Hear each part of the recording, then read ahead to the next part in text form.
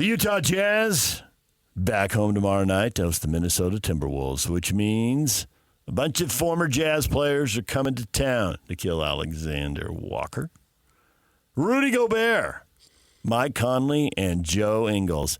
And just like old times, Joe Ingles is going to be on the show at 8 a.m. in Salt Lake City, Boise, Idaho. Well, you can listen on the internet in Boise. Joe Ingles joining the show. How much do you miss those great times? I mean, I miss those times. You know, obviously him coming on the show each week was great. That was fun. It was unprecedented in our market. Maybe some other markets they've had that, but nothing has come to mind that comes close to that. But also that time in which the team was really good and they didn't go all the way, but only one team goes all the way, and they underachieved to an extent. One particular year jumps out at mind, yes. Yeah. But then the new guy comes in and decides, well, this is never going to get there. And I get what Joe is thinking. I've talked to him about it, that, you know, could we have had another opportunity? And you always make changes to every team. No team is ever brought back in its entirety from the prior season, right? Even if it's really peripheral changes, there's at least some. There's always a change to the rotation. Yeah. One of the top 8 guys is going to move on. And what could have happened, we'll never know, but what could have happened if they had kept it together, made improvements? So you look back, the statues run, right? The midseason trade that brings in Hornacek. Well, until then, you know, they were doing the same thing. They could have had a GM come in and decide, oh, these guys are never going to get there, so I'm going to trade. Now, obviously, the statues compared to Mitchell and Gobert were much better, but the same premise of I'm going to trade one or both of the stars. They could have done that. Now, Larry Miller is too connected to those guys, whereas Ainge is heartless. Which I don't have a problem with a GM being heartless or a CEO, whatever his title is, because it's a tough business. And so you're about winning, and personal relationships need to be separate. And they go back, and every time a player, not every time, but a lot of times the players get treated, oh, I'm a piece of meat. Meanwhile, Johnny over here is struggling to make his paycheck last until the next paycheck. And, I mean, we get transferred. I have a friend whose job was in Wisconsin, and they transferred it to Mexico. That these players, when they play victim, it just doesn't resonate with the public. Harrison Ford has a line about that when he's asked about something that's bad about the business. He says, that's what the money's for. Right. The money's not for all the good stuff. You do the good stuff for free. But the stuff that's not fun or the stuff that's upsets your life or whatever, right. That's what the money's for. Professional athletes that play so much money really, really need to just stop playing victim and stop saying you're a piece of meat. No one's got the gun to your head to do this, you know. And so my friend took another job in Wisconsin rather than be transferred to Mexico. Yeah. Well, his life was uprooted. Right. My father-in-law worked for American Airlines in Phoenix, and they said, you got 2 choices. You either go to Dallas or you go to Los Angeles. And he ended up going to L.A. and lived in San Pedro. That's how we ended up there. So, but I mean, that's my wife's father. So my wife's life as a teenager was uprooted. He's a piece of meat. So stop with all that stuff. But I get where they think, hey, if we could have just improved the team a little bit, how come we didn't get another shot? I get it. I can sympathize with that. And those were good times. You have to have fun in the journey. If you don't, then you're really denying yourselves of a lot of joy. Because the journey is so much part of who you are, what you are, not the destination exclusively. You want the destination, of course. But the journey, if you don't have fun in doing that, because the journey often, in most cases, is much longer than the actual destination. Just look at the teams that win championships. Look at the Celtics when they win a title. How long was the journey to get there from their previous title? It was more than a decade. How long was the journey for the Lakers? Yeah, the teams that win it a lot. Still, it's a long journey to get there. Yeah, and once you have committed yourself to being a sports fan, you're going to have heartbreak and disappointment. There's no other way around it. You have two choices: continue to do it or get out. That's it. Nobody wants to hear your whining. Yeah, well, I sympathize when your team loses. Now, I decided early on that I was just going to enjoy it for the sake of enjoying it. So I don't have any heartbreak when I don't have that many teams, but when they lose, I just, boom, go to the journey. Was the journey awesome? Was the Sun Devil football season this year all sorts of fun? Yes. I'm good. But I realize most folks get caught up in the end result, and it leads to bitter disappointment. I understand all that, but you can have both. You can have bitter disappointment, but yet still enjoy the journey. Did you not enjoy the journey that group had? I'm talking to the hardcore jazz fan. I enjoyed it, and I'm not even the hardcore jazz fan. Well, I was in the arena for a lot of those nights, so I can tell you, yes, people were enjoying it. Because nobody works harder than you. I don't care what the Deseret News said about Rubel. Nobody works harder than you. You're obsessed of course with that you were in the arena. Where else would you be? You wouldn't be at home. I would be You at would home. be there working on the front line because that's who you are. Well, there were nights I was home, to be honest. Right, And they're called off nights. Yes, and then there were nights I was in the studio. He says yes. And then there were nights I was in the studio. Right. So those are your three Way locations. to make it about yourself. I was there. Yeah. Nice. Good job. Where did I learn? Good job. Where did I learn was that? there. I was there at the arena. I know. You listen to me because I know. I agree with that, number one. And number two, where did I learn it? I learned it from watching you, all right? I was there. You start out all your blogs. They told me. Signed, John Canzano. The question of the morning, Joe Ingles joining the show. Coming up at 8 a.m., 25 minutes away. How much did you miss those great times? Brady, so much.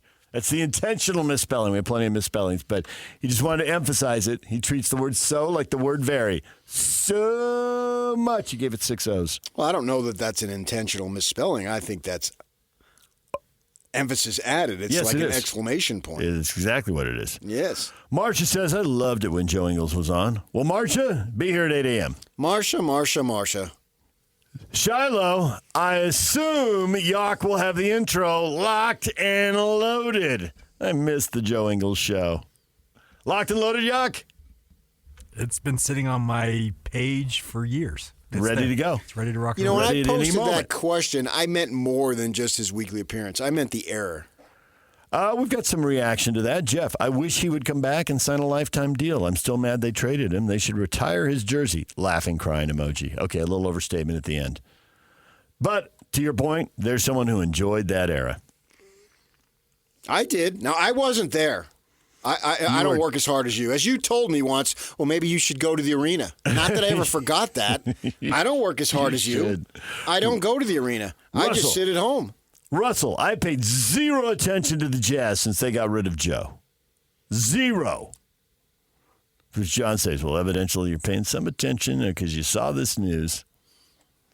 Well, yeah, but that Facebook, I don't know. I don't do Facebook. You guys, I assume, do Facebook. So I have no Facebook page. So I don't know how it comes up and how that works. I've never been. I just don't want to broadcast my life. I'm a loner. I stay to myself. I really don't like people that much. So I don't put any of that stuff out there. Justin, the Jazz were so fun with him. With them. Yes. And him. But that was a fun team to watch. Overlooked dudes. Gobert running around with his jersey number reflecting. 27 because he's drafted 27. Yeah. Royce O'Neal, scrap heap. Joe Ingles, scrap heap. Yeah. That that was a fun team. I enjoyed it. And, they still keep contact. It's hard to say they had something special because I'm not around every other team to know, that camaraderie was there, wasn't there, blah, blah, blah, blah, blah. Majerus used to talk about that, and Jeff Judkins talked about it, how they don't go out to dinner and Doliak called him. Yeah, and then Majerus used to talk about it was 15 cabs and that type of thing. Or college, especially back in those days. It's a little different now, but back in those days, you sat in the airport together, because you weren't chartering, and so you were really a real tight-knit group usually. And at the pros, okay, but that's real life too. I think as you get maybe some is, but maybe it was special. When I worked at Daily Breeze, those guys, I was just texting with one yesterday. I don't text with anybody but the Tribune. We weren't a close group. Right. We were a divided group. Whereas the other group played softball together. And had parties. Yeah. And, we were together a lot. And I miss those guys big time. To the point where I literally texting someone yesterday. I ain't texting anybody that I used to work with at the Tribune. So there wasn't that camaraderie there. So maybe this group was different, and maybe it did mean more. They tell us it did, so I have to believe them. We'll talk with Joe about that coming up at 8 o'clock. I think there's something to be said that if they would have tried to get better with the roster, they could have had another shot or two. But they weren't given that opportunity. To go back to the Stockton Malone example, who were given that opportunity, there were 3 distinct groups, and they routinely turned the whole group over. So as much as that group was tight, Conley was older. He might have been turned over. Joe, absolutely older, and with the knee injury, he could have easily been the guy who was moved in that group. Right. Maybe it just comes down to Gobert and Mitchell are the two who would have survived. The other guys could have been moved at any point. Well, if you can make the team better, they should be. Yeah. Except those two butted heads. So instead of sorting it out, they moved both of them too. Yeah, but that doesn't mean it necessarily was right. We'll never know. It doesn't mean it was wrong either. Right. I mean, do they need to be bosom buddies? Nope. Do we really? I don't really care about that. Unless it became 100% incompatible, I guess you get to that point. And, I know Mitchell wanted out, but you still could have. He was under contract, and he wasn't going to raise a stink. He's a shrewd PR guy, so he wasn't going to bring negative attention to himself and wreck his image and all that stuff. And could you have caught a break the way Cleveland did? Because he was going to leave there, and then suddenly there was no landing spot. Just things didn't break his way in that regard. And maybe they did break his way because maybe it's best for him that he stays in Cleveland and putting together a heck of a season. Maybe he'll get what he wants there. Well, yeah, that remains to be seen. Yep. As far as that goes. Or, when we get there, that'll be fun to see in the postseason because, Shaq took some heat in this market for saying, you're not good enough, buddy. And, all right. And so that type of stuff. But now, is he the best player on that team? I think he's recognized. So what are you going to do when that comes? That'll be fun to watch. The postseason in the NBA is always fun to watch for me anyway. But could they have developed something here? And you can really torture yourself too because if Hayward would have stayed, and then you make that trade for Mitchell, now you got Hayward, Mitchell, Gobert, the other guys. You're on to something. Yep. What would that have looked like? And we'll never know because Donovan Mitchell and Gordon Hayward never played a game together. Right. Nor are they going to. So. Yeah, Hayward he wanted the bright lights. He felt like he wasn't getting the national respect that he deserved. And then, of course, he never got any more respect. In fact, he got way less in his subsequent places than he ever got in Utah. He got way more respect, and his career ends with his wife snipping at Presti of Oklahoma City, who's put together a team that looks like it's going to be in the mix for the next 5 to 7 years. So Robin not the guy looks who's stupid. Not the guy whose judgment you want to be questioning Yes. right now. Yes. Tell me two things about Oklahoma City. They're really good. Tell me another thing. They're really young. Yeah, and they got a load of draft picks. They got a load of draft picks on top of it. Let's make fun of that guy. Right, and so that's the way his career ends, with a whimper at age 34, 33, 34. Now, obviously, injury played a factor into it, as it does for a lot of folks. But then she's sniping at the guy, the architect of a franchise that It's as well run as anybody right now. they went through some hard times and they got out of it, and now they look like they can withstand. Who knows? Because who knows when LeBron retires what the Lakers are going to do? We've got Doncic in tow, all these other. You have no idea, and what can happen at all. Somebody was talking. Was it? I forget who was saying it, but they're talking about Denver. Denver had the struggle. The Jazz struggled, but never got an opportunity to struggle more in the postseason. And that was manager's decision. They got every right to make it, and we'll see.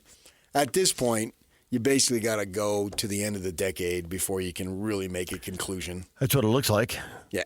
Because sitting here, even if they get the number one pick in 25, they're going to draft a kid who will be 23 at the end of the decade. Still just be getting started in NBA terms. Right.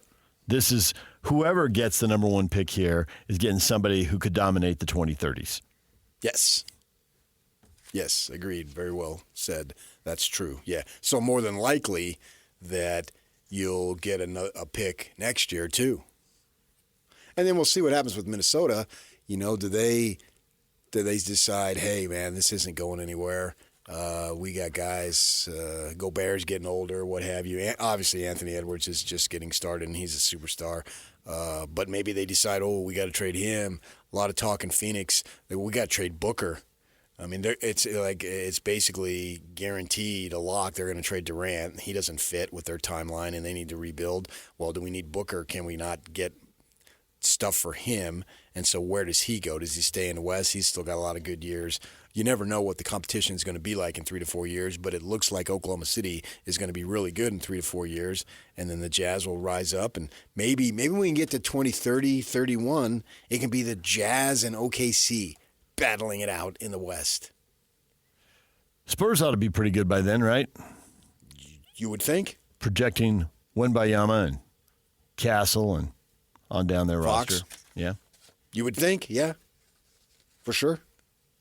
You never know, but you would think. Yeah. No, but if you're looking for rivals to Oklahoma City right now, you'd say San Antonio and then maybe when Houston. Big Vic says, move me to Salt Lake or I'm going back to France. DJ and PK, it's 97.5 The Zone. Joe Ingles is coming up at 8:05. He'll join us right here on The Zone. Cole Bagley at 9 o'clock. DJ and PK, it's 97.5 The Zone.